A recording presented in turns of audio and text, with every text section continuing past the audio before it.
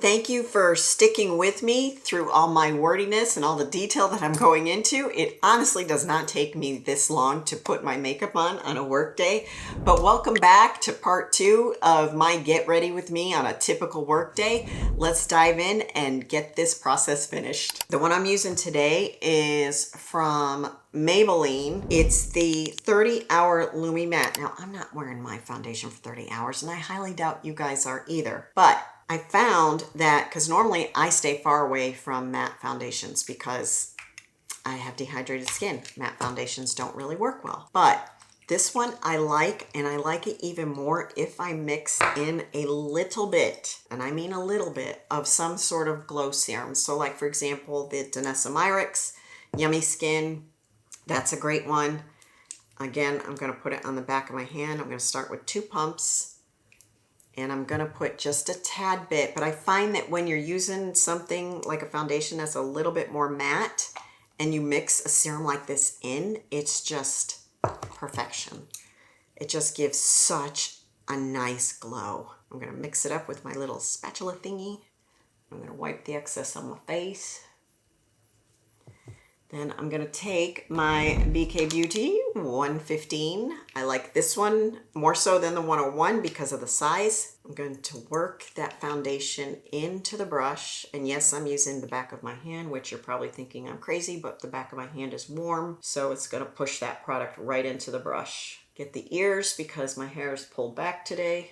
And I just go to town, stippling that on, making sure that I'm bringing it down the neck because I don't want to look like a floating head. Again, I'm still avoiding this concealer area because I'm not quite ready to blend that. And I might need to get a little bit more foundation, but that's okay. I'd rather start with less and not waste product. Yeah, I do need just probably one more pump. I'm almost out of this Danessa Myricks. I need to get more. But the makeup show is coming to Houston. This is it's a huge event. It's all weekend. It's coming up at towards the end of September. It's basically different pros, different brands. So like they'll have like an expo center where the brands will be doing demonstrations and you can purchase product. And then there'll be a whole bunch of courses and workshops and just like main stage stuff. And then there'll be individual classes. Of course, I've signed up for, classes with instructors that I've never taken a class with before. So I'm really excited about that. I think the last time they came to Houston was either just before 2020 or maybe it was just after. So I've been watching because it's always New York or Chicago or somewhere else. And I'm like, please, please, please come back to Houston. So they're finally coming back, which I'm so excited. So excited because I love, love, love going to makeup workshops and learning from different artists because everybody does something different. And there's nothing wrong with that. That's actually a good thing. Okay, face is on. I'm going to go back to that itty bitty Esom Cosmetics and I'm going to just blend out that concealer. And then before it's fully set and blended, I'm actually going to take the tips of my fingers, hopefully they're clean. Nope, one of them's got makeup on it. That's okay, we'll be fine. And I'm just gonna press to make sure that I've got it all in there. And I like the fact that the warmth of my fingers helps press all that in. But the other trick that I typically will do, and I learned this from Vincent Ford, I'll smile and I'll take one of these itty bitty microblading Q-tips and get any excess out of my fine lines and wrinkles.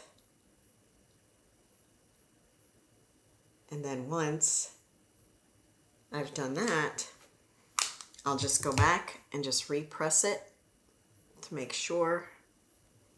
I still got a little bit on the back of my hand. I'm just going to repress it in there to make sure everything is blended. And I have a tendency to keep going back with either the foundation brush, the concealer brush, just to make sure there's no lines, everything's blended. And again, you know, it's not always easy to hide volume loss. There's all kinds of tricks for hiding puffy eye bags, but sometimes volume loss, it's just one of those struggles. I'm gonna take this Laura Mercier under eye powder, and this stuff, like I said, is super, super fine. So I'm gonna take that fluffy brush, super fluffy brush. I'm gonna just take the slightest bit on the tip of the brush. I'm gonna swirl it in the cap to really get it into the brush. And then I'm just gonna dab that, like literally just lightly, lightly dab under my eye. Just this whole eye area, just to set it. And then depending on what kind of foundation you guys have used that day, I don't do this every day, but you can take your damp makeup sponge and you can just press it over your complexion products just to make sure that that's very well set and nothing's creasing. Now, because I still have some of that powder in the cap, what I'm gonna do is I'm gonna make sure I can use that same microblading Q-tip to address the lines in the forehead. If I want to, I'm just gonna make sure that I set the lines in my forehead so nothing creases. Okay, you don't have to contour. That is a personal preference. I technically don't necessarily need to, but I do it right here because I'm starting to get, you know, the bit of a sag, shall we say. So I'm gonna do it here. And the product I'm using is from Makeup Forever. It's one of their new Artist Color crayons, which absolutely love. And then I'm gonna do a little bit right here because again, I'm getting some unevenness here because of sagging. If you want to carve out your cheeks a little bit more, you know, just what I typically would do is find that hollow, which mine is right here. Mine is a little bit high, but I would come just above that and I really just keep it like right to here. I don't come all the way in because it's not necessary. And then I'm going to use that same itty bitty brush and I'm just going to do the size of my nose. I didn't used to ever contour my nose because my nose has always been pretty small, but as we get older, just like with men, women's noses and ears can have a tendency to get larger. So I'm just doing a little bit right here where I've noticed that my nose is getting a little bit, it looks to me like it might be getting a little bit wider. I could be wrong. It could be my imagination. But you know, we're also our own worst critic. And I'm just gonna blend that. And then I'm gonna take the sponge. You could use a sponge or a brush, whatever your personal preference is to blend this out. Just don't overblend because then what's the point, right? You'll end up looking muddy or you'll just blend it away. And we don't wanna do that. I'm gonna put a little bit more foundation over here because I don't know if it's the mirror or the camera, but I'm looking a little discolored right here today. And I don't know what that is. I try not to go out in the sun without some sort of hat and always sun protection. But I'm just gonna do the tiniest little dab. You don't necessarily, because this will probably still have product on it, but I just need it, I feel like right here. It just didn't blend well. And again, it could be because of the lighting from what I'm seeing. Now I do use primarily cream products, liquid products, and then I tend to set with some sort of powder product. So we are going to use, I did not bring a cream blush, that's perfectly okay. But this product from Nudies, they have a lot of stick products. I really like this one. This one's called Sunkissed. I'm actually going to use this. This is a bronzer, but it's got a little bit of a rosy tint to it. And my all-time, hands down, favorite brush, BK Beauty 109. Love the size, love it for bronzing, contouring, blush, you name it. And I'm going to put that where the sun would hit me if I were outside. So I'm not going to come too far in and I don't want to come too far down because I don't want to drag my face down. So a good rule of thumb really is if you're looking in the mirror, find out where your pupil is and that's where you would like to start. And I tend to bring it up so I'm more lifted and a little bit across the nose because the sun hits you across the nose. And I am going to put a little bit on my forehead, not because I need to minimize my forehead, but I need to add a little bit of structure because right now my forehead looks super flat. So I just want to add a little bit of color. And we'll blend this all out. Keep your foundation brush handy because honestly, between the foundation brush and the sponge, I go back over it probably multiple times. So let's see here. I just want to make sure everything's good. And if you feel like you get a little too much product on, again, foundation brush, sponge, you can fix it. But I just have gotten in the habit that everything I apply has pretty much been with this kind of stippling motion. And we're going to try a new to me product. Again, don't know if it's something you guys might be familiar with. It's from a brand called Dibs. I've never purchased any Dibs product before, so I have no experience with it. And it is their Spice Gal Duet Baked Blush. Well, the color is called Spice Gal. And it just caught my eye because it's like a little peachy and pinky at the same time. And I'm going to use the Angie A507. Ooh. Okay, well, that had a lot of powder. So I'm just going to, oh gosh, hopefully this is good and it doesn't end up being a disaster. Tapping it on my towel. And I'm just going to give myself some color in the cheeks. See, the one thing with baked products, and this has got a slight shimmer to it, just FYI, is that I feel like they don't have a lot of color payoff. I don't know, maybe it's me. I've got a little bit of patchiness right here. And that can be due to my foundation. It could be due to my skin. All right, I'm just gonna take my foundation brush and I'm gonna go back over just to make sure no harsh lines. If you wanted to, you could take a powder bronzer. I did bring one into the makeup room with me. This is the one from NYX. It's the Buttermelt.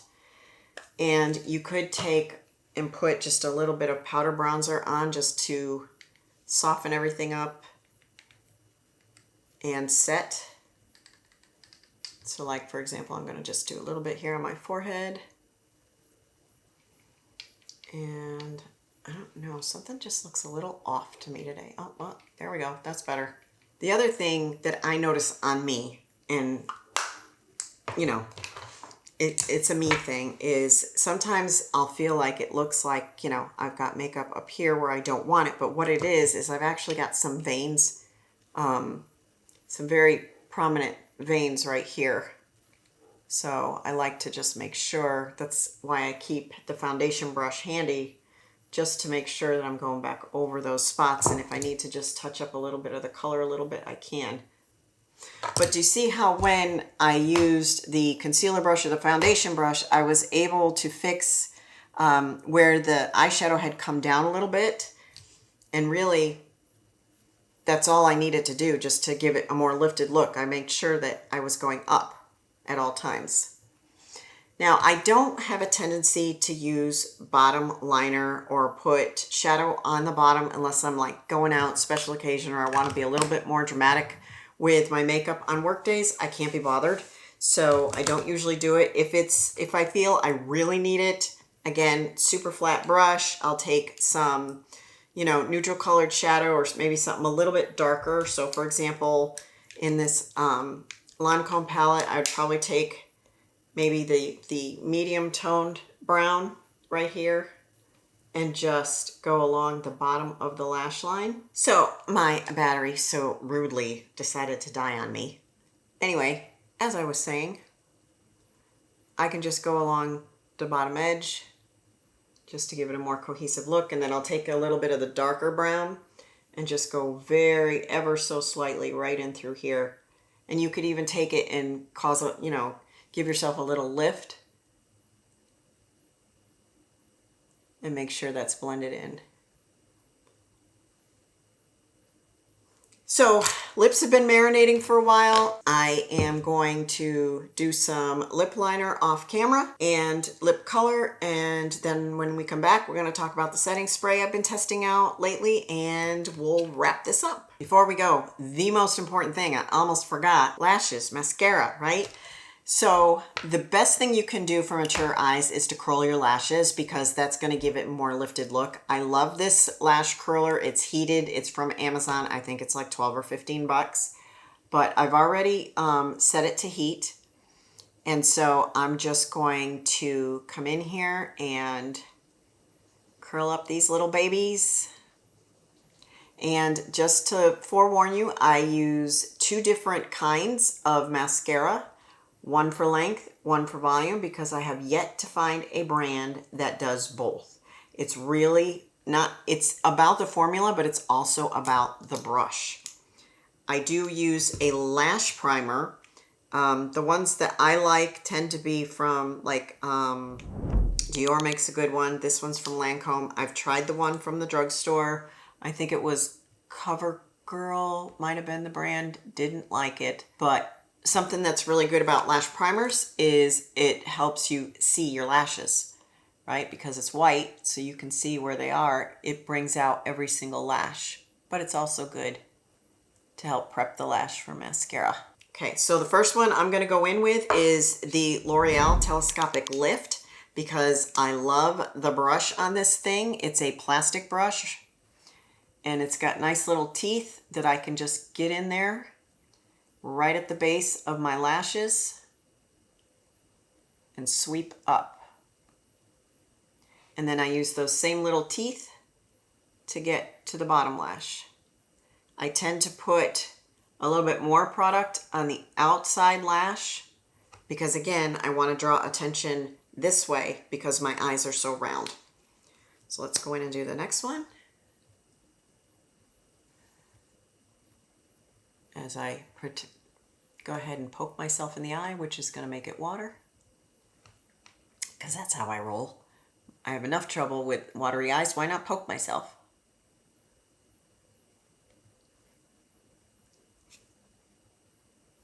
And then I'm going to go in with the YSL Lash Clash, because I've seen so many people talk about this that I had to get it and try it, and I have to say I love it.